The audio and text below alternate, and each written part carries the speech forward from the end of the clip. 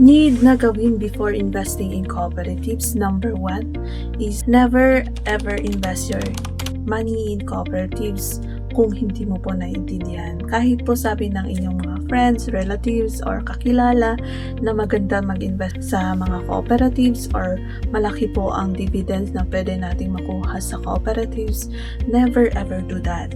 And kaya nga po meron tayong tinatawag na pre-membership education seminar para po maituro or ma-educate po sa inyo kung ano ang cooperative, kung ano yung mga policies, and kung ano yung mga dapat hindi natin gawin if we become a member in that cooperative.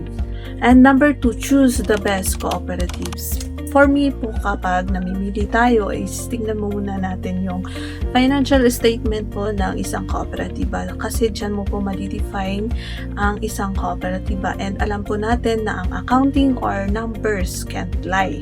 So, whatever you saw in their financial statement, syempre, dyan mo po makikita kung gaano ba ka-flexible or kung kumikita po ba yung kooperatiba niyan. Kaya po yung mga pinipili natin minsan is yung mga billionaire cooperatives kasi naka-establish na po sila, ilang taon na po silang bilang isang cooperatives, and yung mga businesses po nila, alam naman natin na mahirap po yung malugi or hindi po talaga yan malulugi. Kaya kailangan po natin na piliin na husto kung saan tayo sasali na kooperatiba, kung saan tayo po mag-i-invest. Number 3, plan your investment in cooperatives. If you complete your share capital, what's next? If you fail to plan, you plan to fail. Proper planning prevents poor performance. Kaya po kung magplano po tayo, for example, ang plano po natin is to have 400,000 as share capital as the year ends, meron po tayong timeline. So, knowing what you want in life is one thing, but knowing how to get it is another. Number 4, work out your plan. So, paano po natin matatarget or ma-achieve po yung 400,000 na share capital natin if we have only 30,000 na monthly salary or less than 30,000 pa ang inyong kinikita? So, is it attainable or not? Or meron ka pa bang alam na pwedeng pagkakitaan para po ma-achieve mo yung desired na share capital mo? What will you do to have that? What action will you take? So, planning without action is dead. So, stop analyzing and do something.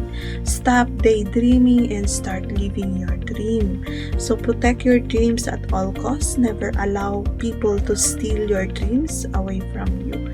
Fight for your dreams up to your last breath. Yun po yung 4 na pwede natin gawin before po tayong mag-invest sa isang kooperatiba. So, number 1, kailangan natin pag-aralan. Number 2, kailangan natin na pumili ng best na cooperative. Number 3, plan your investment in a cooperative.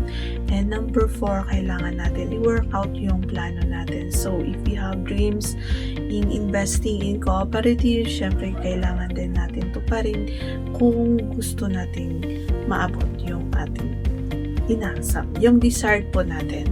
So, investing in cooperatives is nakakatulong din po sa atin kung wala po tayong alam na pwedeng paglagyan na ibang investment opportunities din, mas magandang ilagay po natin sa ating mga kooperatiba.